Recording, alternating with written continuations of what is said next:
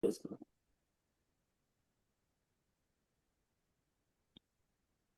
Miss Hunt. How is your day going today thus far?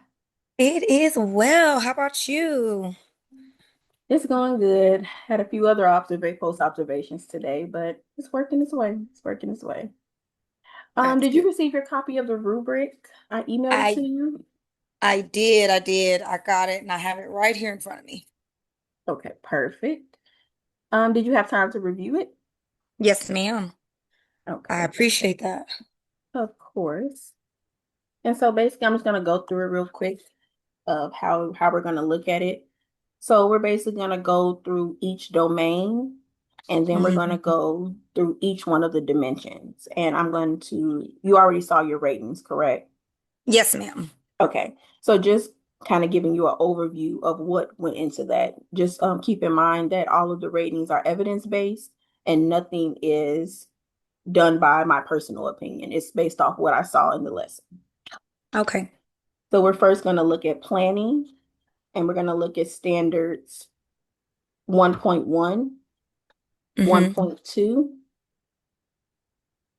1.3, and 1.4.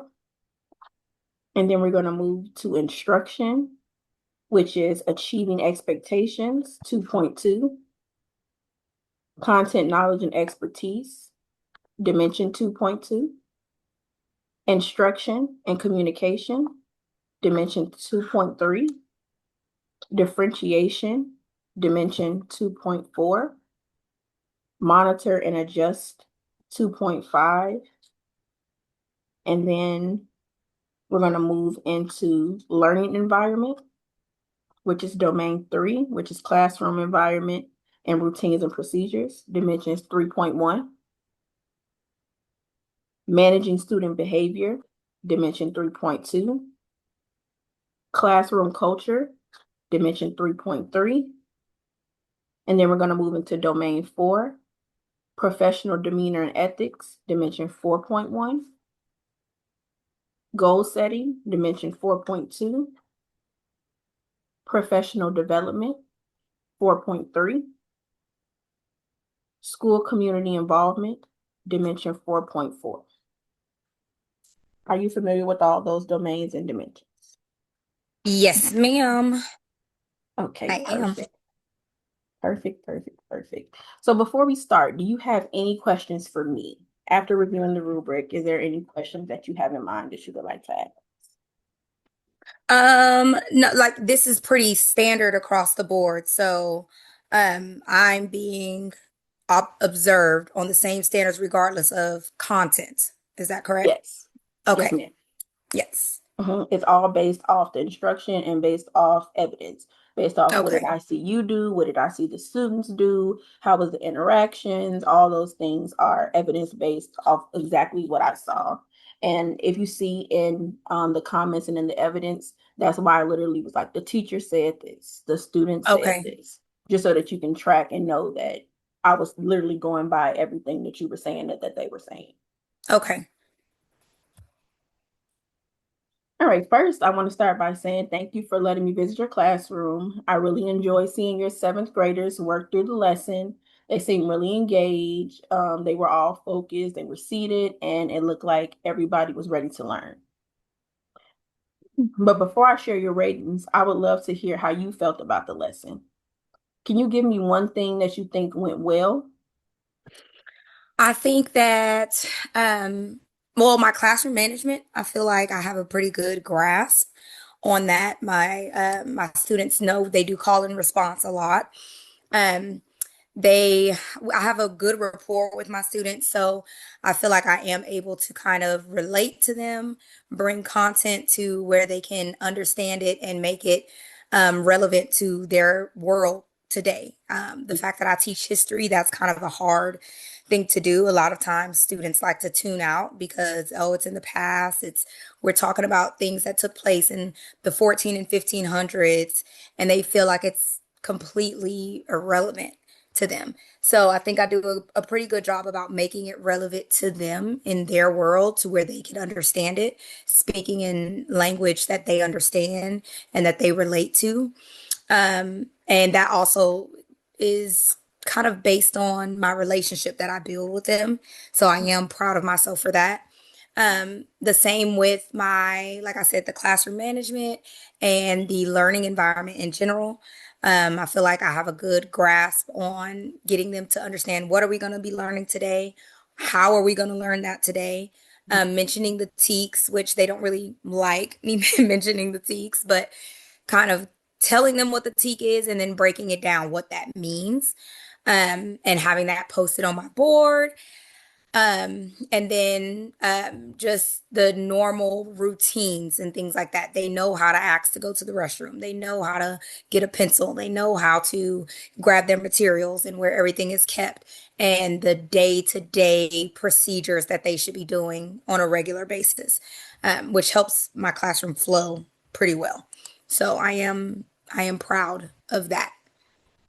Yes, and I definitely did see a lot of that as I viewed the lesson, and your classroom management was very clear. The students were able to do those things without interrupting the classroom environment, Mhm. which is what we like to see.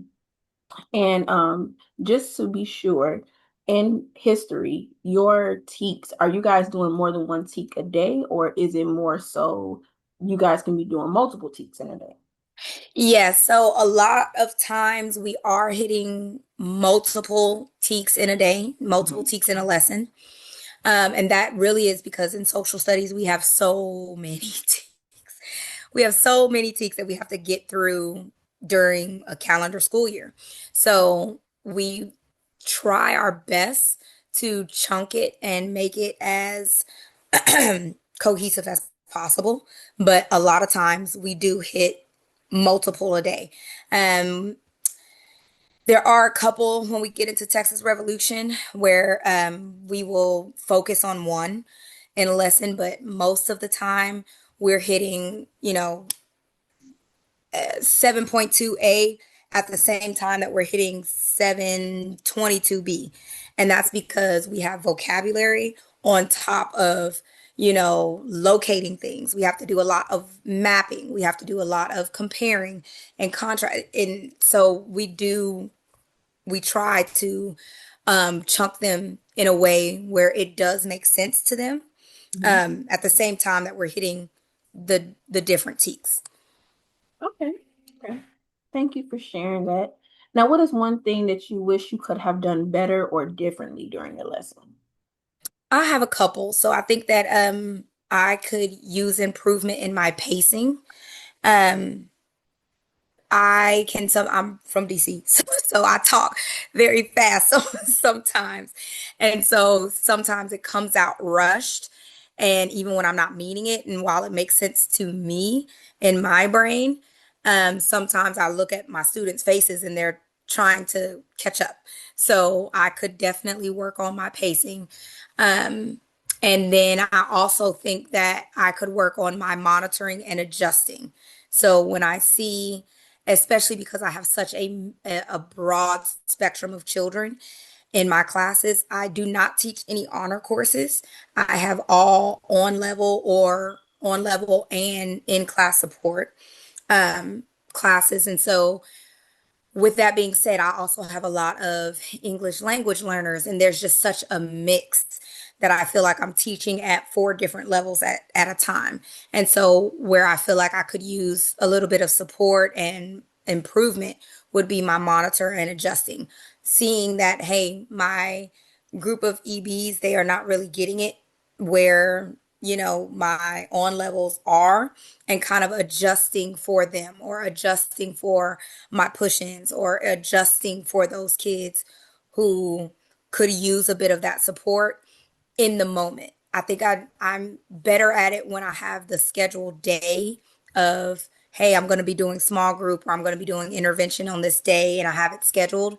But in the moment, I haven't quite got the grasp of, in that moment, seeing that they're not getting it without leaving my own levels behind, if that makes sense. So being able to adjust for those who aren't getting it while not kind of deserting the ones who are getting it, and I feel like that can lead to classroom disruptions because the group that does get it, if I don't have something for them to do while I help the others, then chaos will ensue, as I'm sure you know. So, yeah, I think I could work on that. Okay. Thank you so much for sharing that. Those were definitely some great observations. And the fact that you can go back and reflect and pick out those things that you know that you need to work on, because it's always easy for us to point out, if we're seeing something or seeing someone else doing something, but sometimes it's hard for us to Hmm. reflect on our own practices and realize, okay, this is what I'm doing wrong, or this is what I may need to change, or this is where I Hmm. struggle, and being able to really dig into that. Thank you. I appreciate that. Last question. After doing completing your lesson and during your lesson, was there any part of the lesson that you wish you would have changed? Like looking back on it, one of those things to where, you know what, I should have did this or I should have added this. So I did go back um, after my first two periods, Hmm. and I noticed that I didn't have any like a turn and talk or something that kind of like got them to collaborate. And once I noticed that, I did go back and added some stop and think, some turn and talk, some, quick stop and jot is what we do, like where they have to stop, jot something down on a whiteboard and share it with their what we call shoulder partners, the person that sits next to them. And so I did add that, which I think helped a bit, but I also feel like I could have added another layer of like maybe a multimedia, maybe a video, maybe something where they could get up and, if you think that this is the correct answer, go to this side of the room with some type of movement and multimedia. I think those were the two things that I was lacking, that I probably for next year will add, just because I think it engages the kids even more, especially because I teach history. Hmm. So this is bare basic facts that they kind of have to almost memorize. And maybe for some kids, they eat it up. They love history.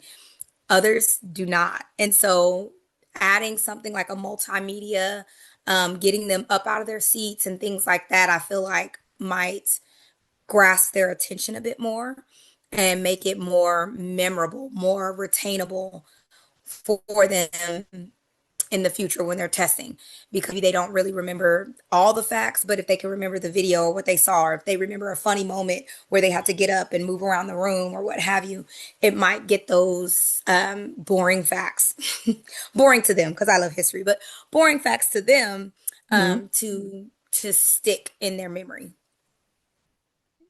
Yes, I love that. And I can definitely relate to that having an RLA background. Kids, they hate to write, they hate to read, but Mm-hmm. you always have to Mm-hmm. make it enjoyable. And I remember having to add like those small clips and media pieces in to keep them engaged. So I definitely Mm-hmm. know where you're coming from. All right. Well, thank you for your honesty and feedback as you reflected on your lesson. I really appreciate it.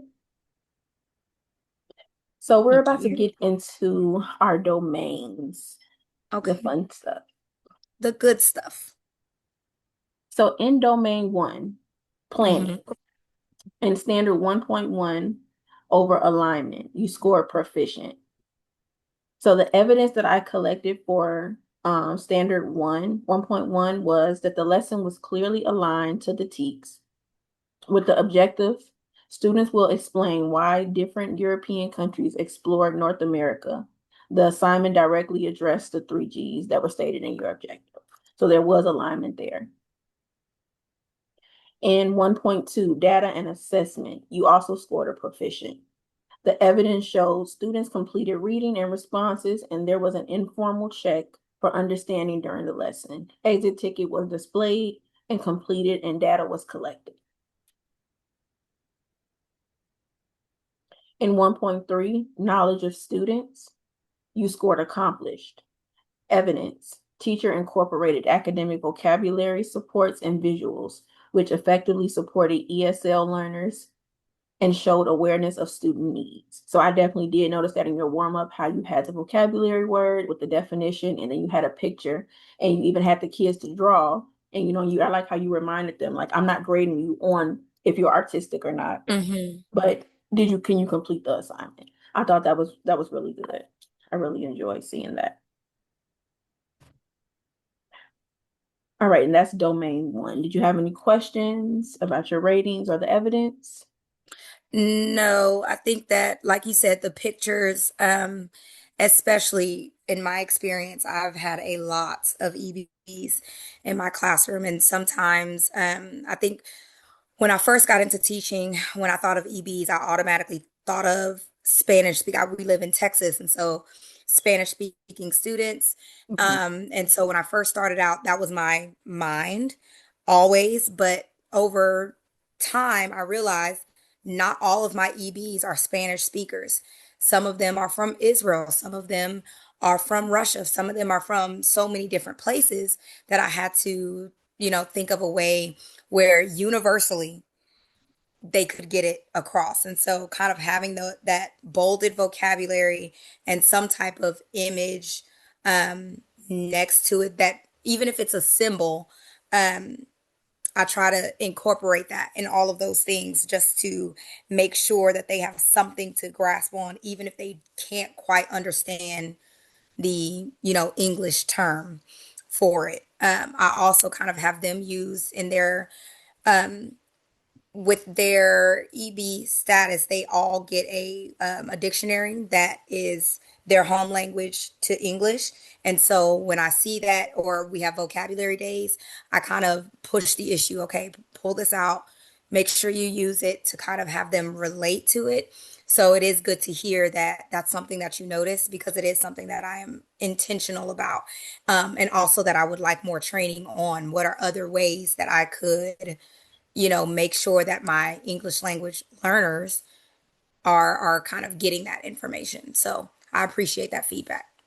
Oh, of course, of course. And I just have one recommendation.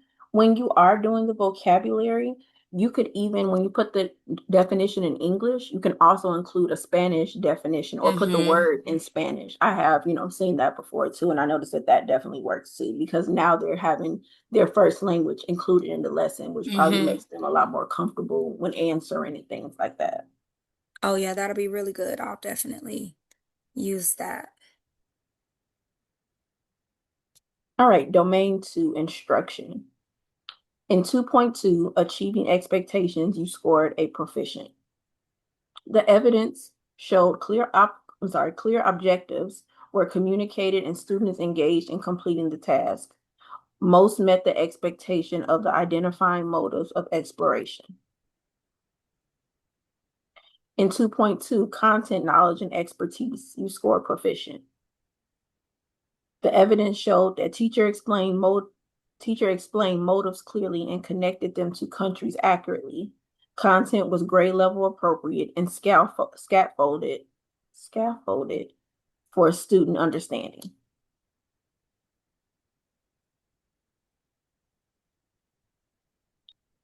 Your communication 2.3, you scored developing. The evidence, teacher gave directions clearly, but there were limited higher order or open-ended questions to extend student thinking beyond recall. 2.4, differentiation. You scored proficient. Evidence. The ESL support, visuals, vocabulary preview showed targeted differentiation. Could expand by differentiating opportunities for advanced learners through deeper questioning. So what that basically means is how you provided the support for your ESL students, for those students who are excelling, just giving them more of an extension. So even if you're like Mm-hmm. pulling small group of those students who still aren't getting it, you can provide that extension for your students who are. So Mm-hmm. your higher achieving students. And then 2.5, monitor and adjust. You scored developing. And I know you mentioned that when you went over your personal feedback. It says teachers circulated but did not make visible adjustments to instruction when some students struggled. No mid-lesson pivot or reteach was observed. And that's when you went into and said sometimes in the moment you don't realize, okay, the students didn't get it or how to actually stop and be like, okay, I need to reteach this. Mm-hmm. And that's a very hard one to do, especially when you're in the middle of a lesson that you've already planned out. Mm-hmm. And then I think I get in my head also about timing and Mhm. knowing, hey, I have to get through this lesson because we have, a common assessment coming up, or so I need to give you the information. Hmm. And so just kind of figuring that balance is going to be something that I definitely know that I need to work on. Yeah. Um, and not just being, okay, let's get through this.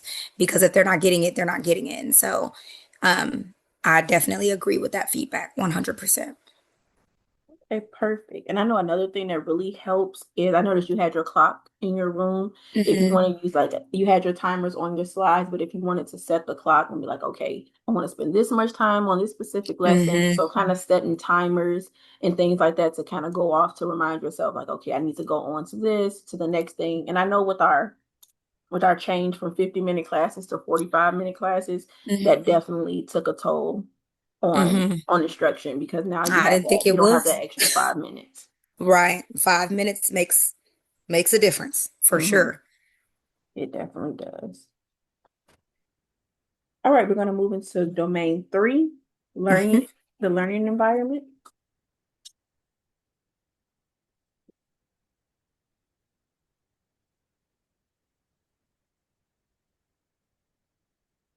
All right, in 3.1, classroom environment, routines and procedures, you score proficient.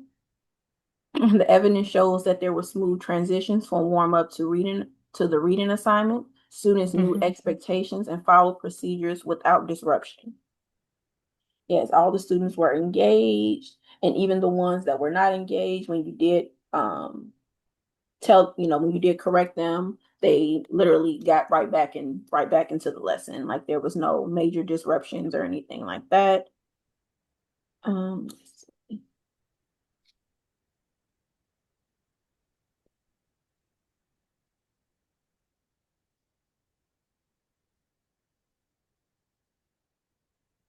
Yes, and I also really like how when they were reading, you had the reading remix. Yes. That was really nice. How you would read, and then when you would stop, they would have to pick up. Yeah, I like how that was really nice. I find that And it actually forces them to continue reading because they never know when I'm going to stop. They never mhm. know what word I'm going to stop on. So it kind of forces that engagement. You have to be following along in order to get it done. So Yeah, and then you I also find that like it when you works. would stop at a word, if all the kids were not saying it, you were like, no, we're not moving on until Hmm. everybody is saying it. And I think that's important to have all the students engaged because you're gonna always have those ones that want to kind of, hide in the back, especially your quiet ones. Hmm. So making sure that they're all engaged is really good. 3.2, managing student behavior. You got proficient. Your evidence showed no students were off task or disruptive behaviors were observed. Students were engaged and respectful. Yes, your classroom management was very well. I could definitely tell that routines were in place. We try. Especially at the beginning of the year, Oh, sticking yes. to those routines matter now so that by December, it's not anarchy. Mm-hmm. Because it does. Because the moment you let up, or the moment they realize those routines are not in place, they take full advantage. Hmm. 3.3, classroom culture. You scored accomplished. The evidence showed classroom culture was positive, respectful, and focused on learning. Students were attentive throughout the lesson, responded appropriately to teacher prompts, and demonstrated ownership of learning by engaging with vocabulary supports and completing tasks with minimal redirection. The environment reflected mutual respect and high expectations.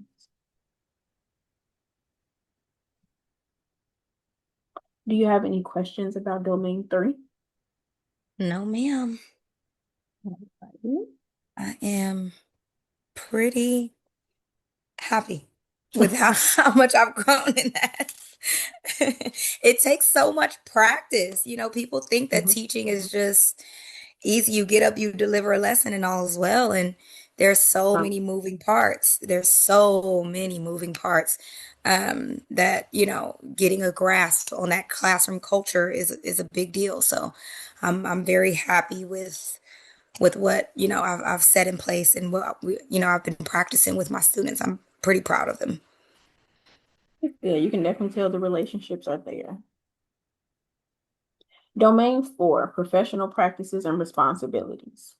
In 4.1, professional demeanor and ethics, you score proficient.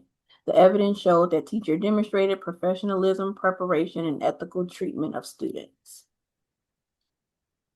In 4.2, goal setting, proficient, you scored proficient. Evidence, the lesson objective was clearly communicated and directly tied to student learning.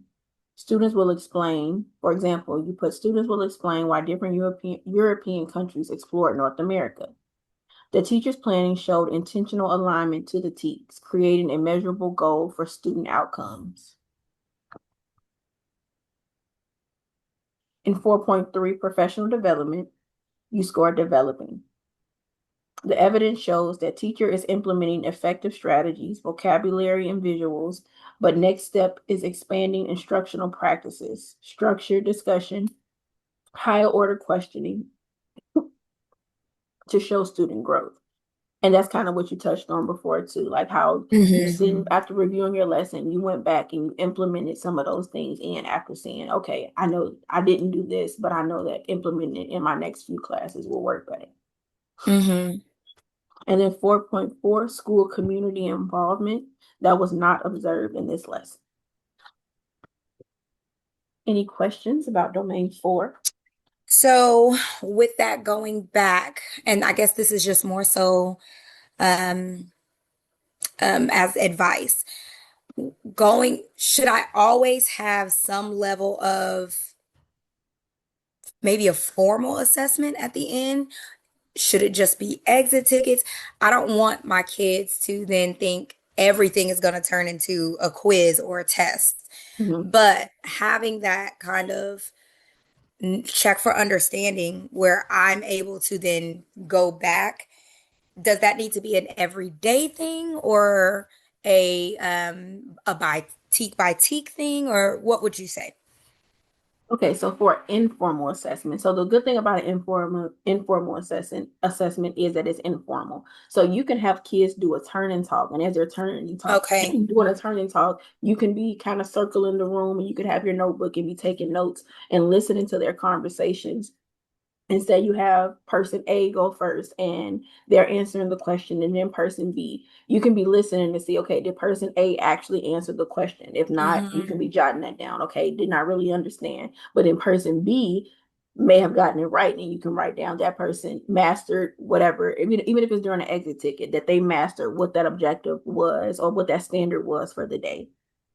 Formal assessments, I believe, should at least be done once a week or at the end of a Okay. unit to kind of check for understanding. Because usually, like you said, you have multiple TEKS and multiple standards that you have to cover within days, sometimes 2 or 3 TEKS a day. And Hmm. having to do an informal assessment on each one of those TEKS is almost it's impossible to fit that into Right. that small class. So doing Right. those informal walk arounds, turn and talks, think pair share, things like that. That will help you kind of gather that informal feedback.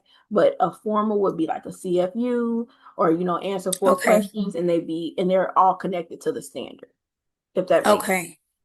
Okay. So informal more frequently and the formal kind of spread it out.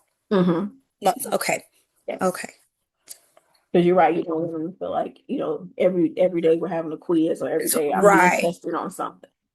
Right.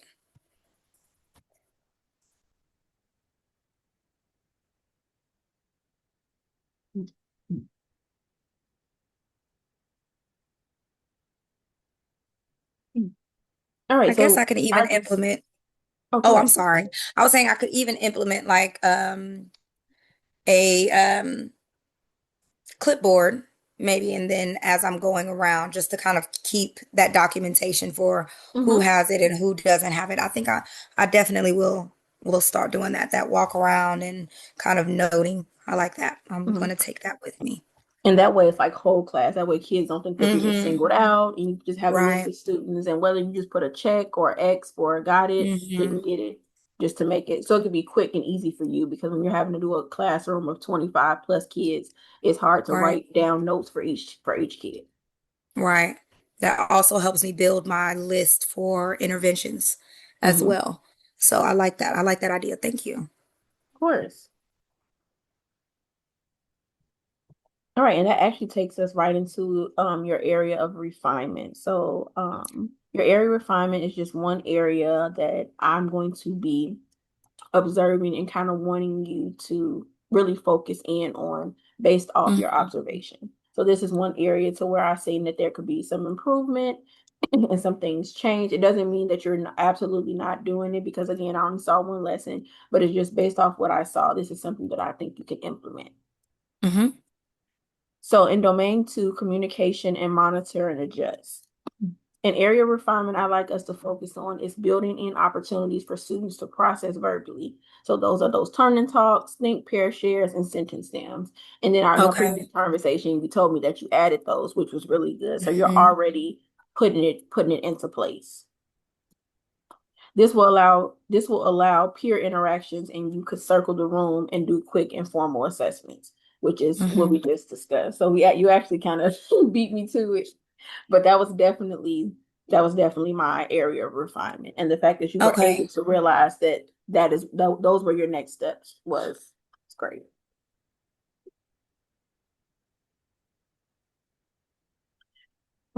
So in order for us to achieve a goal, I wanted to set a SMART goal. And a SMART goal is specific, measurable, and it has time. So it's something that's going to Okay. happen over time. I know that we're human. I'm not expecting to come in your class tomorrow and you're doing turn and talks every 3 minutes and things like that. I know this is Hmm. something that you just have to build in and eventually it'll become a regular occurrence.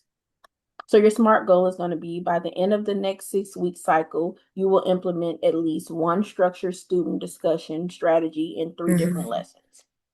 So over the course of 6 weeks, in three of your lessons, you will implement turn and talk, think, pair, share. What is the other one that you mentioned earlier? Jot, Yes, stop and jot. stop, and jot. I Hmm. really like that. Giving students opportunity to explain their reasoning with academic vocabulary. Okay.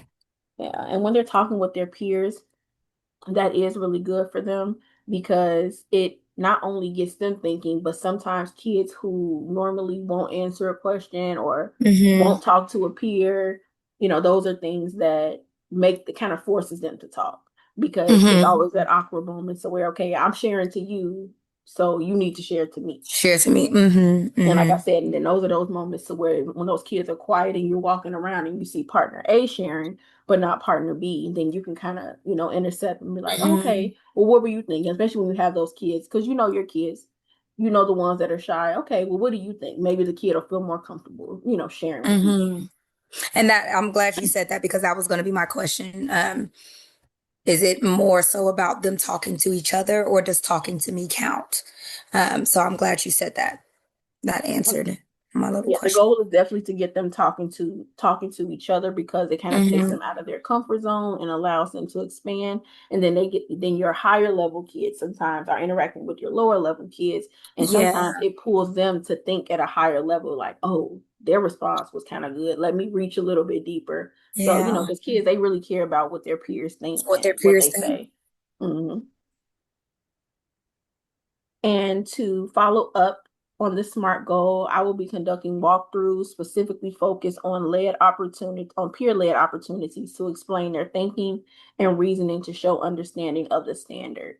So at some point, I will do three random walkthroughs, and I'll be coming in with with that specific focus in mind to Okay. see, okay, was there a think, peer, share? Like this isn't a like I got you. It's just for me to see if it's happening, and if not, how can I provide support for you to help build it? Like we can, do we need to have some kind of PD on it to where you and Hmm. other teachers can come in because of course we all have those areas, not everybody is implementing those things. So and if you're doing a PD they may come and bring some different things that we've never done before. Like I know Hmm. one turn and talk that I used to do in the classroom was share your exit ticket or your check for understanding with your soulmate.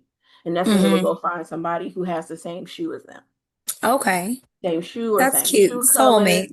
hmm So we would definitely do that. And it's just, there's so many creative things you can do out there. Hmm. It's just sometimes we don't have access to them all.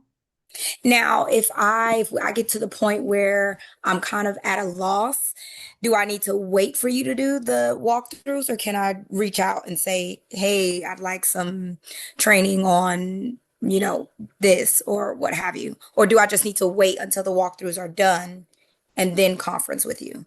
Oh no, definitely. If you feel like, okay, I need some guidance with this, please do. You can reach out to me. I know the instructional coaches are really good about, being able to come up with those different things. But yes, you can definitely reach out and we can sit down, I can look some things up for you, bring some ideas, and then we can kind of Okay. brainstorm and see when you want to put them in one of your current lessons if you want to work it into a lesson down the line.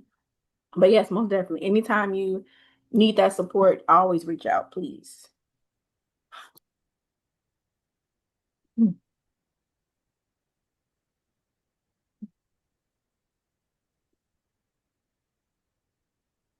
So, just in closing, overall, you are doing a solid job as a teacher, and your planning shows care for your students and their needs. Our methods of refinement will strengthen comprehension and students' ownership of learning. And I'm very confident that this will help them not just recall facts, but also explain and connect ideas to a deeper level. So I feel like implementing all the different things, like not just the think, pair, share, but the informal assessments, your connection with your EBs and your ELs when it comes to vocabulary and including the media, like you talked about. I think all those things coming together you'll start to see a benefit for your students when it comes to their learning. You'll see the kids are more engaged, that they're giving more feedback, they're answering more questions, and they're just more overall involved. Hmm. Just kind of just going through and going back over everything. I really think that that'll be like a good place to start. Do you have any other questions? Now I feel like I've asked you too many. Oh no, I have that's what I'm all the here for, is questions in to the answer world. all the questions. Okay. No, I think you answered them all. Students, I had wrote some down, but no, I mean you hit the nail on the head. And so really, just putting these into practice and then reaching out. I probably will just be emailing you about setting up some time, even if that means, you can come into my room and kind of say, oh, well, here's where I would put that, just because I know that that monitoring and adjusting is something that I really want to work on. So, yeah, just some more strategies for that. Okay, now also, would you be open to someone coming and modeling a lesson? Oh, I would love it. I would love that. Okay, modeling a lesson. And what would you want that model to be more focused on? Just like the turn and talks, the monitor and adjust, or are there any other areas that you would like to see modeled? Yeah, that monitoring and adjusting is a big one, and maybe pacing, if we could add different strategies for pacing as well. Monitor and adjust and pacing. And then I'm also going to look into, because you're not the first person to mention monitoring and adjusting, maybe looking Hmm. into doing a professional development on monitoring and Mm. adjusting, and we can add pacing in there just so Yes, that all I teachers can definitely love have that. that, because that's a very good skill to have, especially when we're especially for our teachers that aren't double blocked and they don't have those Right, two 45-minute periods that they can go in and be like, okay, in my first period I didn't get to this, so now I can right, finish. right. That has definitely been a That big thing. time. Time. Hmm. Yeah, because I know we had the PD earlier in the year where we talked about implementing the timers in the slides. Yes. Yeah, And so I see I'm this. really good at it for like our warm-ups and things like that. And then sometimes it just gets away from me depending on the activity, or the teak that I'm doing, it can kind of get away from me. So just making sure to implement that. That was one of the things that I did write down while you were talking, to make sure that those timers are kind of in everything, not just one piece of the lesson, but throughout the lesson. Yes, and I think that's a big one too. Like just putting the timers. And then also I notice sometimes we put the timers on and we are so into our lesson that the timer has gone off and we're still in the lesson, Uh-huh. talking, helping students, answering questions. So I think it's just more so about not only putting the timers on, but being very intentional about keeping up with the timer. Like, okay, that Right. timer went off. And I know with students too, like making sure that the time is appropriate for the activity. Like for example, a Mm-hmm. warm-up, if it asks one open-ended question, a student doesn't need 10 minutes to answer a question if they're not having to Right. go back in the Right. text and give, text evidence and feedback. But if it's just a simple open-ended question, I feel like giving a student 2 or 3 minutes is fine because I feel like when we It's give them more mm-hmm. time, they're going to take the time. They're going to wait, they're going to Mm-hmm. solve, they're going to do the things, start talking. But I feel like if we make it very intentional, like, okay, you have 3 minutes to finish this. In the three Right. minutes, that timer is going to go off. And then I'm going to be coming around checking Right. if you completed the task. Right. So I do feel like that too, like knowing I am so guilty of that that. time is I am so guilty of that. So yes, I think that when I is was in the perfect. classroom, I was too. That's why I'm speaking to it. And I know how hard it can be, but just making sure that we really stay on top of it because it makes a difference, especially with, Right. with the classroom management. Because the moment kids are like, "Oh, I'm done," and I still got 5 minutes left, oh, I'm gonna Mm-hmm. talk. I'm gonna do all the things that I shouldn't be doing. Distract somebody else. That's a big one. That's definitely a big one. Look back over, see if they make sure that I covered all the things.